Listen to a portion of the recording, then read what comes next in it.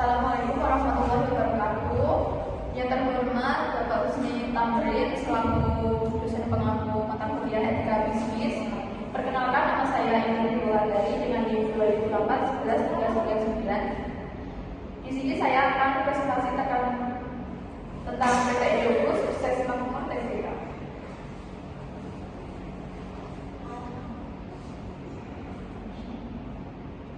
Profil perusahaan untuk PT Indofood berdiri pada tanggal 14 Agustus 1990. Untuk pendirinya yaitu Bapak Dono Salim.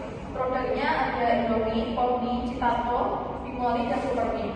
Untuk kantor pusatnya ada di Jakarta, Indonesia. Bidang perusahaan industri makanan dan minuman. Nah, ini untuk video iklannya.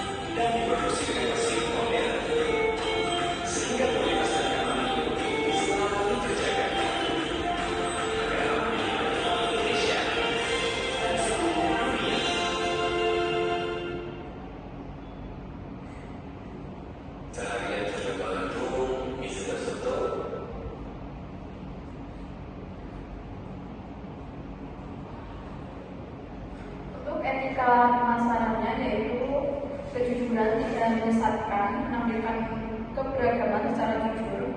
Yang kedua adalah tidak mengandung sara, yaitu mitra inklusif dan positif. Yang ketiga adalah target pasar. Target pasarnya itu untuk masyarakat umum dan semua kalangan. Yang keempat adalah nilai budaya, mengangkat budaya dan persatuan bangsa.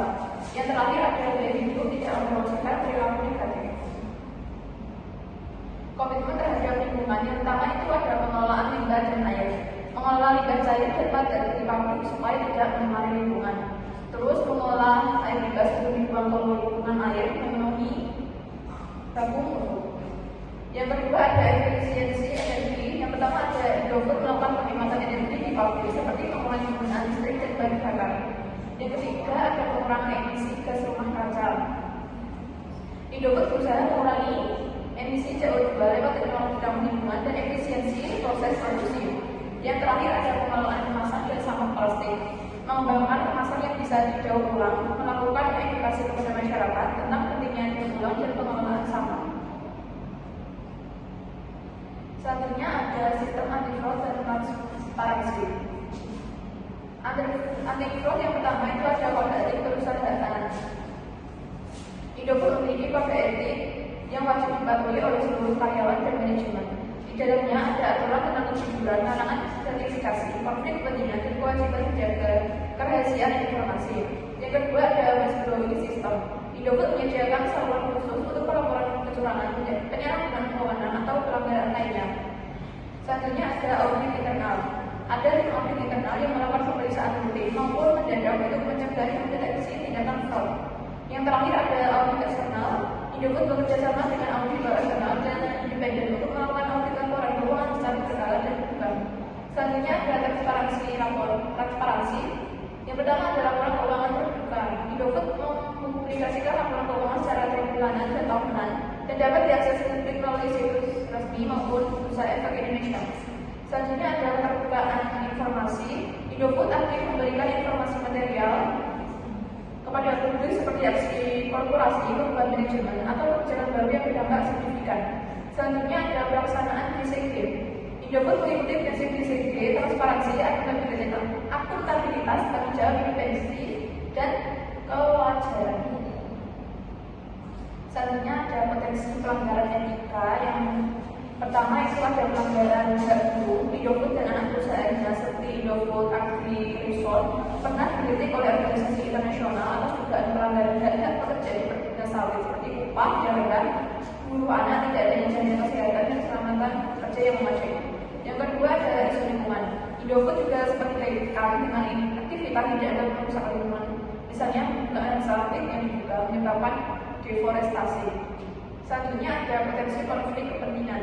Dalam perusahaan besar dengan banyak anak usaha bisa terjadi konflik kepentingan antara manajemen atau pemegang saham, misalnya pengadaan barang atau jasa yang tidak transparan atau hanya menguntungkan pihak tertentu. Selanjutnya ada rekomendasi perbaikan. Yang pertama itu perhatikan lagi kondisi kerja karyawan. Kadang ada laporan soal karyawan yang kerja terlalu berat, gaji kurang layak, atau tidak dapat jaminan kerja yang oke, terutama di bagian pabrik dan perkebunan. Untuk sarannya itu Indofood bisa lebih sering cek langsung ke lapangan contohnya di atas kertas saja. Yang kedua adalah diskusi soal lingkungan. Produknya banyak, pabriknya juga tersebar, jadi otomatis dampak lingkungan juga besar. Ada laporan soal penggunaan sawit yang bikin hutan rusak. Sarannya itu jangan cuma tanam sawit, tapi juga tanam pohon buat ganti yang mudah ditebang.